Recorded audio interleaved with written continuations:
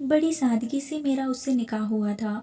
निकाह कबूल करते वक्त भी तसलसल से उसके आंसू बह रहे थे।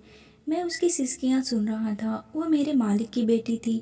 हालांकि मैं जानता था कि मेरा उसका कोई जोड़ नहीं है, लेकिन मैं मजबूर हो गया था। या शायद मर्द की अना को यह बात गवारा नहीं होती कि औरत उसे नीचा दिखाने की कोशिश करे। उसने भी ऐसा ही तो किया था, बहुत जलील किया था मुझे। मगर इस वक्त मेरे कमरे में मेरी बीवी की हैसियत से बैठी थी, लेकिन मैं इतनी हिम्मत नहीं जुटा पा रहा था कि कमरे में बैठी अपनी बीवी के पास जा सकूं। मैं सर पकड़े अपने झूठे से सहन में चरपाई पर बैठा था। उसके रोने और सिसकने की आवाज़ मुझे अब भी सुनाई दे रही थी। मैं सोच चुका था कि इसके कमरे में नहीं जाऊंगा, क्योंकि मुझे मालूम था वो बेहद गुस्से में होगी। लेकिन जब कमरे से टूट फूट कर आवाज़ शुरू हुई तो मैं एकदम से अपनी चारपाई से खड़ा हुआ था। लग रहा था जैसे अंदर रखे कांच की परफ्यूम की शीशियां तोड़ रही हैं। जी, इस बात से गर्ज नहीं था कि कांच की शीशियां टूट गईं। मसला ये था कि कहीं उसे कांच ना लग जाए या वो अपने आप को कोई नुकसान ना पहुंचा ले। मैं फौरन से कमरे की जानिब गया था। दरवाज़ा खोला तो चारों तरफ गुलदान टूटे बिखरे पड़े थे। पूरे कमरे का हशरो बिगाड़ चुकी थी। मुझे नफरत और गुस्से से देख रही थी। मैं जैसे ही आगे बढ़ा तो कहने लगी, खबरदार फाइज, खबरदार। जो तुमने एक कदम भी मेरी जानिब बढ़ाया तो मैं जान से मार डालूंगी तुम्हें। मैंने इसकी कोई बात नहीं सुनी थी, क्योंकि मैं जानता था कि वह कुछ नहीं कर सकती। जैसे जैसे मैं कदम आगे बढ़ा रहा था, टूटे हुए कांच मेरे जूते से और भी कराची कराची हो रही थी, और वो अपने कदम पीछे ले रही थी। बार बार यही कह रही थी कि मेरे पास मत आना। लेकिन मैं उसके करीब पहुंच चुका और उसका हाथ पकड़ लिया। जहाँ वो खड़ी थी दीवार बिल्कुल उसके करीब थी। उसका हाथ पकड़कर मैंने दीवार पे लगा दिया। मेरी मजबूत गिरफ्त से वो अपना हाथ नहीं छुड़वा सकती थी। उसकी रोई रोई गुलाबी आंखें मेरे दिल के तार हिलाने लगे थे। मैंने कहा, क्या हरकतें कर रही हो? होश में तो हो? वह कहने लगी, मुझे नफरत है तुमसे। मैंने कहा, रूमी, मेरी बात सुनो। लेकिन वह चिल्ला कर बोली, कहने लगी, खबरदार, जो तुमने मेरा नाम भी लिया। बीवी साहिबा बोलो, मुझे अपनी औकात मत भूलो। एक मुलाजिम हो तुम, एक अदना से मुलाजिम। तुमसे निकाह मेरी सबसे बड़ी मजबूरी थी, समझे? वही गुरूर, वही घमंड जिसने मेरे अंदर आग सी लगा के रख दी थी। मैंने उसको हाथ को जोर से दबाया था। वो कराहने लगी। मैंने कहा, बस बहुत हो चुका। याद दिला दी तुमने मुझे मेरी हैसियत। आज मैं तुम्हें बताता हूँ कि तुम्हारी हैसियत क्या है। अब तुम रोमिसा औरंगजेब नहीं हो। तुम आज से मेरी बीवी हो, एक गरीब अदना ड्राइवर की बीवी, समझी? चाहे तुमने मुझे मजबूरन अपनाया हो, लेकिन निकाह तुम ही ने मुझसे किया है। अगर मज़ीद तुमने कमरे में तोड़ फोड़ की तो निकाह का मतलब तुम्हें बहुत अच्छे से समझा दूंगा। मैंने बहुत गुस्से में पहली बार उसकी आंखों में आंखें डाले इससे बात कर रहा था। आज तक ना मैंने कभी उससे इस लहजे में बात की थी, ना ही कभी उसकी आंखों में यूं देखा था। कुछ देर के लिए ही सही, लेकिन वो चुप हो चुकी थी। मैंने उसका हाथ छोड़ दिया, अपना गुस्सा जब्त करने लगा। मेरा नफ्स बुरी तरह से बिगड़ने लगा था। मैंने उन मर्दों में से हरगिज़ नहीं था जो गुस्से में और जलाल में रहते हैं। मेरा तो वो हाल था कि नौकर और नखरे क्या बहुत कुछ सहना पड़ता है हम लोगों को। यह गुर्बत इंसान को सबसे पहले ही सब्र ही तो सिखाती है। बहुत बदतमीजियाँ बर्दाश्त की थी मैंने इस लड़की की। मैंने उसे वहीं छोड़ा और कमरे से बाहर निकल गया। बाहर सहन में बिछी हुई चारपाई पर लेट गया। मेरा सर पूरी तरह से दर्द कर रहा था। गुजरी जिंदगी सारे लम्हात मेरी आंखों के सामने गुजर रहे थे। मुझे याद आने लगा कि जब पहली बार मैं अपने अब्बा की बीमारी की वजह से औरंगजेब साहब के घर ड्राइवर की नौकरी के लिए गया था। मेरे वालिद बहुत बीमार रहने लगे थे और मेरे बाप के अलावा मेरा कोई दूसरा ना था। वालिदा पहले ही हयात ना थी। बहुत भाई बहन भी कोई नहीं था, और वालिद की बीमारी की वजह से मुझे अपना तालीमी सिलसिला छोड़ना पड़ा। सफ़ेद रंग की वर्दी पहने अपने बाप की सेठ के सामने बाअदब खड़ा था। वो शख्स पैंट कोट में मलबूस था और मुंह में सौगात रखे हुए मुझे बड़े गौर से देख रहा था। कहने लगा कि ड्राइवर लाइसेंस है तुम्हारे पास? मैंने कहा, जी साहब, लाइसेंस है मेरे पास। अब्बा ने गाड़ी चलानी सिखाई थी मुझे और लाइसेंस भी मैंने बनवा लिया था। कहने लगे कि मैंने नूर मोहम्मद को अपनी बेटी के लिए रखा था। वो नहायत सीधा साधा था और शरीफ भी इंसान था, और तुम नौजवान से लड़के हो, इसलिए मेरे लिए फ़ैसला करना मुश्किल है। कि मैंने तुम्हें रूमी का ड्राइवर रखूं या ना रखूं। मुझे इस वक्त पैसों की अशद ज़रूरत थी और मेरे पास फ़िलहाल नौकरी कहीं भी नहीं थी। मैंने कहा, साहब जी आप बेफिक्र रहें, आपकी इज़्ज़त मेरी इज़्ज़त है। मेरी रगों में भी नूर मोहम्मद का खून गर्दिश कर रहा है। मर जाऊंगा लेकिन आपके साथ कभी धोखेबाजी नहीं करूंगा। बेफिक्र हैं, आपकी इज्जत की तरफ आंख उठा के भी नहीं देखूंगा। मेरी बात सुनकर वो मुस्कुराने लगे, कहने लगे, बस ठीक है, रूमी को जहाँ भी जाना होगा तुम उसे लेकर जाओगे। मैंने कहा, जी साहब। वह कहने लगे, जब तक वो घर से बाहर होगी तुम उसके साथ रहोगे। मैंने हामी भर ली। मैं नहीं जानता था कि वह लड़की इस कदर घमंडी और बदतमीज़ होगी। कॉलेज में उस लड़की के आखिरी साल था और इन दिनों पेपर चल रहा था। मुझे वकील बनने का बेहद शौक था, इसलिए मैं एएलबी कर रहा था, लेकिन मुझे वो बीच में ही छोड़ना पड़ा। इस बात का मुझे बहुत अफसोस और फलक भी था। वह लड़की मेरे साथ बहुत ही बदतमीज़ आमिज़ किस्म का रवैया अख्तियार करती थी। एक बार मेरे साथ कॉलेज से वापस घर आ रही थी। कहने लगी, आइसक्रीम पार्कर पर गाड़ी रोकूं। मैंने गाड़ी रोक दी। फिर कहने लगी कि जाओ बाहर से जाकर मेरे लिए आइसक्रीम लेकर आओ। मैंने कहा, जी बीबी साहिबा। मैं उसके लिए अंदर से जाकर आइसक्रीम ले आया। इस वक्त तक वो गाड़ी से बाहर निकलकर फ़ोन पर किसी से बातें कर रही थी। मैंने आइसक्रीम जैसे ही उसके सामने को क्या, उसने कहा, बीबी साहिबा ये आइसक्रीम। बेध्यानी में उसका हाथ आइसक्रीम पर लग गया। वह कौन आइसक्रीम के सारी की सारी उसके कपड़ों जूतों पर गिर गए। वह कहने लगी, यू ब्लडी पास्टर, अंधे हो गए हो क्या? क्या है, तुमने मेरे सारे कपड़े ख़राब कर दिए। उसने फ़ोन भी बंद कर दिया। शब में एक ड्राइवर था, लेकिन मर्द भी तो था। औरत की ज़ुबान से गाली सुनना मेरे लिए इस वक्त तो ना था। मेरी गैरत जोश में आई थी। वहाँ पर आने जाने वाले बहुत से लोगों ने देखा था। मेरी नाती इसकी थी उसकी ज़ुबान से। गाली सुनकर तो मेरे पूरे वजूद में आग सी लग गई थी। मैंने अपनी मुठ्ठियाँ बेची। मेरे वालिद अगर बीमार ना होते तो मैं इस लड़की को अच्छे से जवाब देता। मैंने कहा, आई एम सॉरी बीबी साहिबा। कहने लगी, मेरा सारा यूनिफॉर्म तुमने ख़राब कर दिया। मेरे जूतों पर आइसक्रीम गिरा दी। तुमने साफ़ करो जूते। ये सुनकर तो मुझे हैरत का झटका लगा था। मैं इतना भी गिरा पड़ा हुआ है नौजवान ना था कि इस लड़की के बीच बाजार में जूते साफ करता। मैंने कहा, मैं आपका नहीं कर सकता। ये सुनना था कि वो आग बबूला हो गई। कहने लगी, किसी मिनिस्टर के हालात हो तुम। क्या तुम्हारी क्या हैसियत है? तुम्हारे मेरे आगे तुम पर मेरे जूते साफ नहीं कर सकते। चुटकी बजाकर कहने लगी, 2 मिनट में तुम्हें नौकरी से फारिग करवा दूंगी। यह अकड़ किसी और को दिखाना है। जूते साफ करो। मेरे बाप इस वक्त हॉस्पिटल में थे और मेरे सर पर सिर्फ उनकी बीमारी सवार, जिसका खर्चा उसका बाप उठा रहा था। इस बददिमाग लड़की पर मुझे गुस्सा तो बहुत आया, लेकिन मैंने गाड़ी से टिश्यू निकाले और उसके जूते साफ करने लगा। अपने माँ बाप की इकलौते बेटी थी, बेतहाशा लाडली थी, इसलिए शायद बाप ने सर चढ़ा रखा था।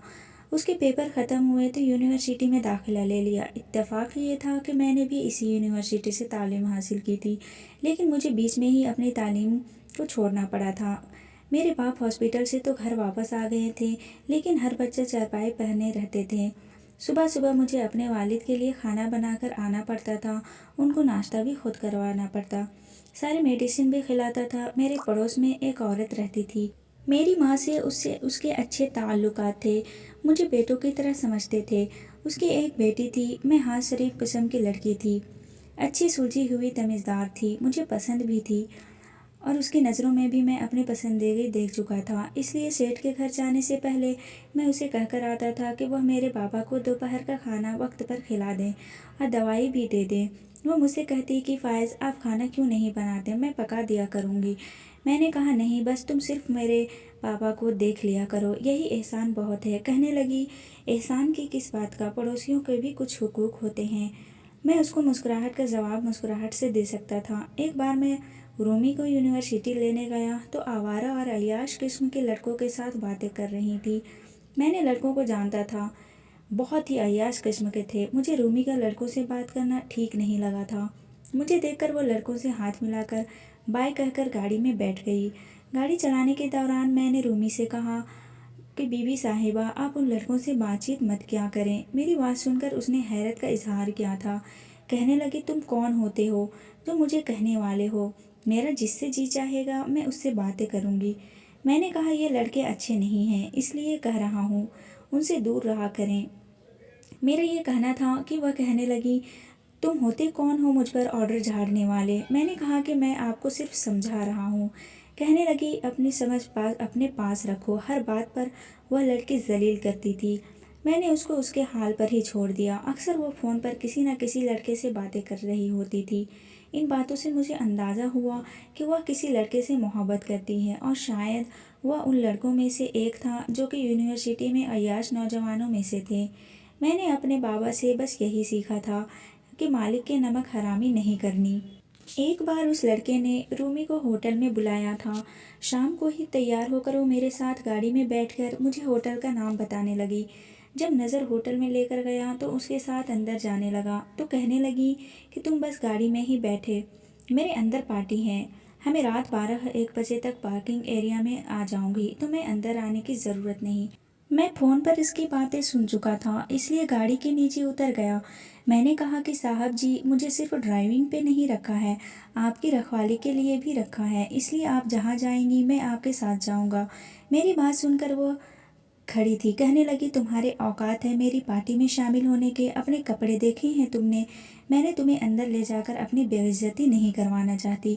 मैंने कहा कि मैं आपकी पार्टी में एक मुलाजिम की हैसियत से ही जाऊंगा, इसलिए मेरे हुलिये पर आप फिक्र ना करने। मैं अपनी बात पर अटल था। वह इसलिए भी कुछ नहीं कह सकती थी क्योंकि उसके बाबा ने मुझे इसलिए रखा है कि मैं उसके साथ साए की तरह रहूं। उसका पापा बहुत बड़ा बिजनेसमैन था और उसके दुश्मन भी बहुत थे, और ये लड़की बहुत ज़्यादा उबाली और ज़िद्दी अड़ियल किस्म की थी, और वह भी जानती हूँ। ठीक है, इसके बाबा ने मुझे क्या ऑर्डर दिया है, इसलिए जज होती हूँ। मेरे आगे आगे चलने में भी इसके इस हालनमा क्लब में दाखिल हो गया, जहाँ पर बेहयाई और बेहूदगी का बाजार गर्म था। लड़कियां लड़के डांस रैंप पर बेहुदा किस्म के डांस कर रहे थे। शराब का दौर भी चल रहा था। वह लड़की भी उसी महफिल का हिस्सा बन गई थी। अपने दोस्तों के साथ नाच रही थी, लेकिन उसने अपने लिए सॉफ्ट ड्रिंक ली थी, फिर आप हाथ नहीं लगाया था। यहाँ तक तो ठीक था। हैरत मुझे इस वक्त उस लड़के के साथ सिगरेट लेकर दिया था। सिगरेट पीते ही उसके कदम डगमगाने लगे थे। मैं समझ गया था कि इस सिगरेट में कुछ नशा ज़रूर मौजूद है, या सिगरेट ही नशे वाला है। वह लड़की अब नशे में झूमने लगी थी और वो लड़का अपनी बाहों में लेकर ट्रांस रैंप पर आ गया। वो बार बार उस लड़के के हाथ से उसे पीछे रोक रही थी। उसे नहीं चाहती थी कि उसके साथ डांस करे, लेकिन वो लड़का उसे बार बार छेड़ रहा था। मैं इससे पहले कि मेरा खून खौल उठता, मैं फ़ौरन उसके पास आया और उस लड़के को रूमी से दूर किया। अच्छे कद काठ का नौजवान था, सेहत भी काबिले रश्क थी। मेरे पीछे करने पर वह लड़का लड़खड़ाया था और ज़मीन पर गिर गया, क्योंकि पहले नशे में चूर था। ये सब देखकर वहाँ का म्यूज़िक बंद हुआ था। डांस भी रुक चुका था। इस लड़के के दोस्त भी गुस्से से मेरे पास आ गए। कहने लगे, क्या बदतमीजी है तुमने? मैंने कहा, ये होता कौन है बीबी साहिबा को हाथ लगाने वाला? यह सुनकर नशे से चूर आंखों से रूमी मुझे देखने लगी। कहने लगी, हाउ डेयर यू, तुम होते कौन हो मेरे दोस्त को यूं धक्का देने वाला? तुम्हें कहा था ना कि गाड़ी में बैठो। मैंने कहा, नहीं, आप इस वक्त अपने होश व हवास में नहीं, मेरे साथ चलें। कहने लगी, बकवास बंद करो, अब निकलो यहाँ से, बाहर गाड़ी में जाकर बैठो। जब तक मैं खुद बाहर ना आ जाऊँ तुम अंदर नहीं आओगे। मैंने कहा, मैं आपको यहाँ से वापस लेकर जाए बगैर मैं यहाँ से नहीं जाऊँगा। इनमें से एक लड़का मेरे गिरबान पकड़कर मुझ पर चिल्लाने लगा। कहने लगा, तुम्हें रूमी की बात समझ नहीं आ रही है? तुम 2 टके के नौकर हो, रूमी के आगे जुबान चला रहे हो। तुम हो कौन यहाँ पर रुकने वाले? नौकर हो, नौकर बनकर रहो। हम सबके ड्राइवर भी बाहर गाड़ियों में बैठे हैं, हमारे सर पर सवार नहीं है। मैंने उस लड़के का हाथ पकड़कर बुरी तरह से दबोच दिया। वह कराहने लगा। मैंने कहा कि तुम अपने काम से काम रखो, मैं अपनी ड्यूटी निभा रहा हूँ, समझे? बीबी साहिबा, आप यहाँ से चलें मेरे साथ, वरना मैं साहब जी को फ़ोन कर दूँगा। मैंने उस लड़के को पीछे ढकेल कर रुमेसा से कहा था, लेकिन मैंने नहीं जानता कि वो एक ज़ोरदार थप्पड़ मेरे मुंह पर दे मारेगी। कहने लगी, तुम गरीब लोग होते ही ब्लडी बास्टर हो। इसका ये कहना था कि मेरा दिमाग घूम कर रह गया। मैंने खुद से उसका हाथ पकड़ा खींचते हुए बाहर ले जाने लगा। वहाँ मौजूद चंद नौजवान मेरी तरफ बढ़ने तो मैंने उंगली उठाकर उन्हें खबरदार किया था। मैंने कहा, अगर बीच में आए तो यहीं ज़मीन पर गाड़ के रख दूंगा। खबरदार जो मेरे पीछे कोई आया। मेरे गुस्से से चिल्लाकर कहने पर वह नौजवान वहीं घबराकर खड़े हो गए थे। मैं सच्ची के चिल्लाने लगे। मेरे हाथ छोड़कर मैंने उसका हाथ नहीं छोड़ा था। मैंने ज़बरदस्ती उसको गाड़ी में बिठाया और गाड़ी चलाने लगा। गाड़ी की स्पीड इस कदर तेज़ थी कि वो थोड़ा घबरा सी गई थी। कहने लगी, गाड़ी आहिस्ता चलाओ, क्या पागल हो गए हो तुम? कहीं एक्सीडेंट हो जाएगा, खुद तो मरोगे, मुझे भी साथ मरवाओगे। देखो, मैं तुम्हारी शिकायत बाबा से लगा दूंगी। मैंने कहा, चुपचाप बैठी रहो। एक लफ्ज़ तुम्हारे मुंह से निकला। मेरे गुस्से को देखकर वो चुप हो गई थी। घर पहुंचते ही मैंने उसका हाथ पकड़कर उसको गाड़ी से उतारा। इत्तेफाक ये था कि साहब भी बैठे हुए थे, बेगम साहिबा भी बैठी थी। मैंने रूमी को सोफे पर धकेल कर बैठाया था। यह देखकर साहब और बेगम साहिबा दोनों खड़े हुए थे। मुझे गुस्से से देखने कहने लगे, क्या बदतमीज़ी कर रहे हो तुम मेरी बेटी के साथ? मैंने कहा, साहब जी, आपकी बेटी नशे के सिगरेट पीती है, लड़कों के साथ बेहुदा डांस करती है। यह सुनकर साहब ने रूमी को तरफ गुस्से से देखा था। वह भी अभी नशे में चूर थी, लेकिन नहीं में सर हिला रही थी। मैंने कहा, आपने मुझे अपनी बेटी की हिफाजत के लिए रखा, लेकिन अगर मैं वहाँ ना होता तो अचानक वह लड़के के साथ न जाने क्या क्या कर गुजरते। वो नहीं में सर हिलाने लगी थी, लेकिन साहब ने सबसे पहले अपने कदमों पर ठीक से खड़ी भी नहीं हो पा रही थी। सिगरेट का नशा उस पर हावी हो चुका था। उसके बाप ने उसके मुंह पर थप्पड़ दे मारा। देखकर उसकी माँ भी परेशान हो गई थी और रुमेसा का ये हाल था कि गुस्से से बस मुझे देखे जा रही थी। कहने लगे कि आज से तुम्हारा आना जाना बंद। मुझे नहीं पता था कि तुम मेरी मोहब्बत का नाजायज़ फ़ायदा उठाओगे। चलो जाओ अपने कमरे में। वह कमरे में जाते हुए भी मुझे ही मुसलसल देख रही थी। मैंने अपना फ़र्ज निभाया था, लेकिन मैंने ये नहीं जानता था कि हम ऐसा बदला लेने के लिए मेरे साथ यह सब कर गुजरेगी। एक बार उसके बाबा और उसकी माँ को किसी पार्टी में जाना था। वो घर से ज़्यादा बाहर निकलते नहीं थे। वो बस यूनिवर्सिटी जाती थी और वहीं से वापस आती थी। सब कहने लगे, वैसे तो तुम्हारी ड्यूटी ख़त्म हो गई है, लेकिन मैं चाहता हूँ कि तुम घर पर ही रुको जब तक कि हम वापस ना आ जाएं, क्योंकि ये लड़की तुम्हारे अलावा किसी भी मुलाजिम से नहीं डरती। तुम्हारे पीछे मुझे डर है कि कहीं घर से बाहर ही ना निकल जाए, क्योंकि इसे नशे की सिगरेटों की आदत होती जा रही है और जब वो सिगरेट उसे नहीं मिलती तो यह पागल होने लगती है। इसलिए मैंने उसे कमरे में बंद किया है। जब तक हम वापस ना आ जाएं तो घर में ही रहो। मैंने भी साहब जी को बात मान ली और वो दोनों जा चुके थे। 2 घंटे में लॉन्च में ही बैठा रहा। साहब जी उससे आने से कुछ देर पहले मुझे रुमैसा के कमरे से मुझे चीखने चिल्लाने की आवाज़ें आने लगी। मैंने उस कमरे का दरवाज़ा कर खोला। बचाओ बचाओ कहे जा रही थी। मेरे दरवाज़ा खटखटाने पर उसने दरवाज़ा खोल दिया। जैसे ही अंदर गया तो कमरे में बिल्कुल अंधेरा था। मुझे कुछ भी नज़र नहीं आ रहा था कि इस कमरे का दरवाज़ा बंद होकर भी कुंडी लगी थी। मैं जैसे ही पलटा तो एक काले रंग का साया मुझे दिखाई दिया था। मैं समझ भी नहीं पाया था ये सब क्या हो गया है। वह मेरे गले लग गई और बचाव बचाव का शोर मचाने लगी। मैं उससे खुद को पीछे कर रहा था, लेकिन वो मुझे अपने साथ लगा दी। मेरी कमर को चेक कर रही थी, चिल्लाए जा रही थी। दूसरे मुलाजमीन कमरे तक पहुंच चुके थे और दरवाज़ा खटखटाने लगे। मैंने कहा, क्या बदतमीज़ी कर रही हो, पीछे बैठो मुझसे। लेकिन जब तक मैं अपना आप से छुड़वाता, दरवाज़ा खुल चुका था। मुलाजमीन के साथ साहब और बेगम साहिबा भी बाहर खड़े थे। कमरे की लाइट जलाई तो रुमैसा को देखकर मेरे होश उड़े थे। उसके कपड़े पूरी तरह से फटे हुए थे, चेहरे पर जख्मों के निशान थे, बेड की चादर पूरी तरह से बिखरी हुई थी। वह अपनी माँ के साथ लगकर कहने लगी, आप इसे मेरा रखवाला समझते थे, इसने मेरी इज्जत बर्बाद कर दी, इसने मुझे कहीं का भी नहीं छोड़ा। यह सुनकर तो मेरा दिमाग घूम कर रह गया था। मैंने कहा, यह झूठ बोल रही है। साहब जी मुझे कुछ नहीं कहा, लेकिन साहब जी मेरे मुंह पर थप्पड़ दे मारा। मुझे मारने लगे। कहने लगे, ये तूने किया कर दिया, तुमने मेरी बेटी की ज़िंदगी बर्बाद कर दी। मैंने कहा, यह झूठ बोल रही है, उन्होंने मेरी एक बात भी नहीं सुनी। तू मुझे घर से निकाल दिया। मैं वापस अपने घर आ गया था। कुछ भी नहीं कर सकता था कि वह लड़की मेरे साथ ऐसा कुछ कर जाएगी। मेरी इज्जत का जनाजा वो निकाल चुकी थी। लेकिन अगले ही रोज़ मुझे साहब जी का फ़ोन आया। उन्हें हार्ट अटैक हुआ था और मुझे हॉस्पिटल बुला रहे थे। यह सुनकर मुझसे रहा नहीं गया। शायद उन्होंने ये सदमा बर्दाश्त नहीं हुआ था। जब मैं हॉस्पिटल पहुंचा तो वहाँ पे एक निकाह होम मौजूद था।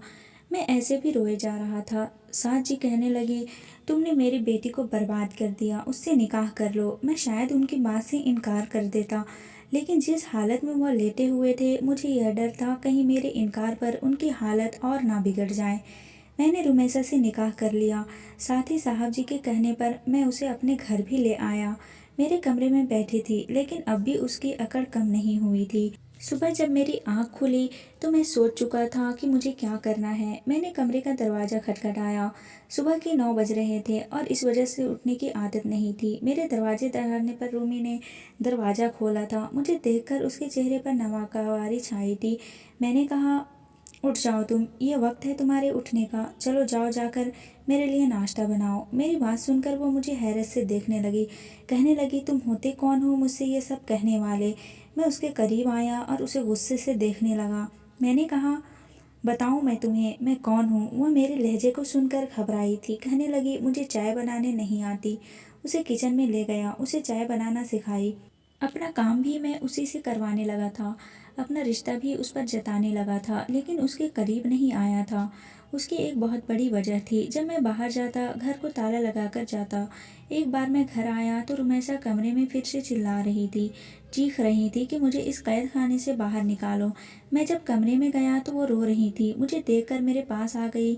इस वक्त उसकी रंगत पीली पड़ चुकी थी। मुझसे कहने लगी, फायज़, मुझे सिगरेट चाहिए, मुझे कुछ हो रहा है, मुझे सिगरेट नहीं मिला तो मैं मर जाऊंगी। मेरा जिस्म टूट रहा है। वह नशे के सिगरेट की आदी हो चुकी थी और इस वक्त उसे सिगरेट की तलब हो रही थी। इस वो बेबसी से रो रही थी। मैंने कहा, कोई सिगरेट नहीं मिलेगा तुम्हें। वह मेरे सामने रोने लगी।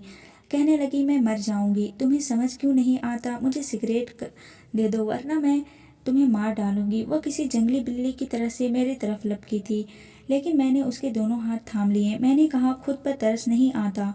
तुम्हें क्यों अपनी ज़िंदगी बर्बाद करना चाहती हो? लेकिन वो बेइख्तियार होने लगी थी। फूट फूट कर रोने लगी। कहने लगी, मेरा पूरा बदन टूट रहा है, मुझे नशा चाहिए फायज़, मुझे बस एक सिगरेट दो। तुम जो कहोगे मैं वही करूँगी। ऐसा बेबस मैंने उसे पहली बार देखा था। लेकिन मैं उसे कमरे में छोड़कर बाहर निकल गया। उसका कमरा भी लॉक कर दिया। वह दरवाज़ा खटखटा रही थी, मेरी मिन्नत समाज कर रही थी कि मैं उसे एक सिगरेट दे दूँ। जिस दिन साहब का मुझे फ़ोन आया, उन्होंने मुझे यही बताया था कि वो रूमी को किसी लड़के से बात करते सुन चुके थे।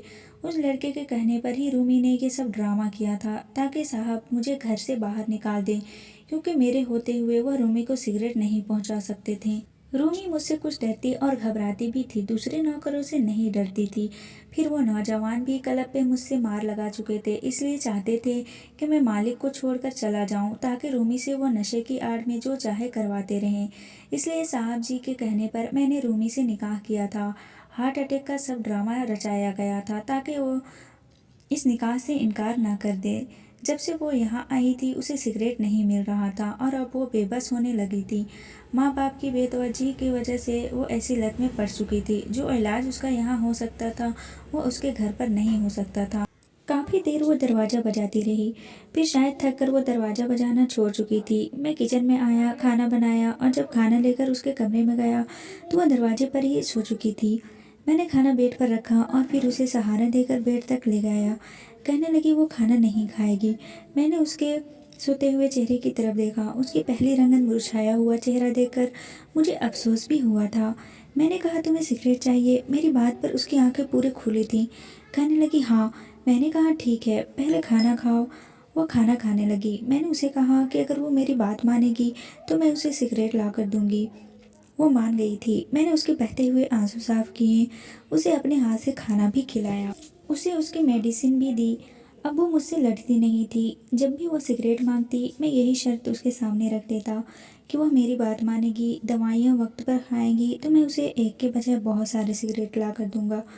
अब वो अपनी दवाएं वक्त पर लगाने लगी थी, मेरे छोटे मोटे काम भी कर देती थी, मुझसे बातें भी करने लगी थी। अब वो काफ़ी हद तक ठीक होती जा रही थी। मैंने उसे एक अलग घर में रखा था। मालिक मेरे वालिद का हर तरह से ख्याल रख रहे थे, क्योंकि हमारे बीच यही तय हुआ था कि मैं उनकी बेटी का इलाज करूंगा और वो मेरे वालिद का इलाज करवाएंगे। मेरा रूमी से निकाह ज़रूर हुआ था, लेकिन वो सिर्फ एक मुआहदा था, मुझे उसे छूने की इजाज़त ना थी। जब वो मुकम्मल ठीक हो जाती इस रिश्ते से आज़ाद करना था, क्योंकि वो मुझसे डरती थी। इसलिए साहब जी को लगा कि मैं उसका इलाज कर सकता हूँ। मैं काफ़ी हद तक उसमें कामयाब भी हो चुका था। उसका ख्याल भी बहुत रखता था। अब उसे डांटता भी नहीं था। पता ही नहीं चला कि कब मुझे रूमी से मोहब्बत हो गई। एक रात जब मैं घर आया तो मुझे अपने ही घर में शोर की आवाज़ें आ रही थीं। जब मैं कमरे में गया तो रूमी के पास वही लड़के मौजूद। न जाने वो घर पर कैसे दाखिल हुए थे। वो उसे ज़बरदस्ती शराब पिलाने की कोशिश कर रहे थे। वह इनकार कर रही थी। मैंने उन लड़कों को मार मार कर लहूलुहान कर दिया और पुलिस के हवाले कर दिया। वह लड़के मेरा पीछा करते हुए रूमी तक पहुँचे थे ताकि उसे नशा देकर अपने साथ ले जा सकें और उसके बाप से पैसों की डिमांड कर सकें, क्योंकि वो पहले भी सिगरेट की आड़ में रूमी से बहुत सारे पैसे ले चुके थे जो मेरी वजह से उनके बंद हो चुके थे। मैंने उन लड़कों को पुलिस के हवाले कर दिया था। रूमी इस वक्त बेहद डरी हुई थी। कहने लगी, फायज़, तुम ना होते तो वो मुझे अपने साथ ले जाते, शायद मैं बच ना सकती। वो मुझे फिर से नशे का आदी बना देते। मैंने कहा, मैं क्यों ना होता, मुझे तो होना ही था। तुम्हारा मुहाफिज हूँ, तुम मेरी जिम्मेदारी हो रूमी। मेरी बात सुनकर बेअख्तियार वो मेरे गले लग गई थी और मैं उसकी इस हरकत पर हैरान हुआ था। कहने लगी, मैंने तुम्हें बहुत गलत समझा था फायज़, तुम बहुत अच्छे हो। मैंने तुम्हारे साथ बहुत बुरा सलूक किया, तुम्हें न जाने क्या क्या कहती रही। माफ़ कर दो। वह रो रो कर अपनी हर गलती से का माफ़ी मांग रही थी और मैं बिल्कुल बेहस खड़ा था। कहने लगी, मैं तुमसे मोहब्बत करने लगी हूँ, तुम्हें दिल से शौहर मान चुकी हूँ, मुझे मेरा हक भी दे दो। यह सुनकर मेरे होश उड़े थे, क्योंकि मैं एक वादे का पाबंद था। बड़ी मुश्किल से मैंने रूमी को खुद से जुदा किया था और कमरे से बाहर निकल गया। मेरे दिल की धड़कनें तेज हुई थी। वो शरीयन मेरी बीवी थी, लेकिन मैं नमक हरामी नहीं कर सकता था। मैंने मालिक को फ़ोन किया और कह दिया कि उनकी बेटी अब बिल्कुल ठीक हो चुकी हैं, वो उसे ले जा सकते हैं। कुछ देर में वो मेरे घर आ गए थे। कहने लगे, तुम्हें मैं मुँह मांगी रकम दूंगा। तुमने वह कर दिखाया जो मैं सोच भी नहीं सकता था। जब उन्होंने रूमी को साथ ले जाना चाहा तो वो मुझे देखने लगी। सारा सच अपने बाप के मुंह से सुनकर कहने लगी, मैं कोई बेजान चीज़ नहीं हूँ बाबा, जिसे आप अपने तरीके से चला सकें। मेरा निकाह हुआ है, फाइज से मैं इसे छोड़ कर कहीं नहीं जाऊँगी। वह कहने लगी, एक मुआहदा था, तुम कैसे एक गरीब ड्राइवर के साथ ज़िंदगी गुजार सकती हो। यूँ कहने लगी जैसे अब तक गुजार रही थी। इसने मेरे हक में फ़ैसला दिया था। उसके वालिद उसे समझा समझा कर वापस चले गए, लेकिन वो मेरा साथ चाहती थी। यह बात रुमैसा को देखकर मुझे मालूम हुई थी। उसने मेरे खातिर अपने बाप की दौलत को ठोकर मारी थी। मैं कैसे उसे अपने दिल की मलिका ना बनाता। दोस्तों, अगर वीडियो अच्छी लगी हो और कहानी अच्छी लगी हो तो वीडियो को ज़रूर लाइक करें और चैनल को सब्सक्राइब करें।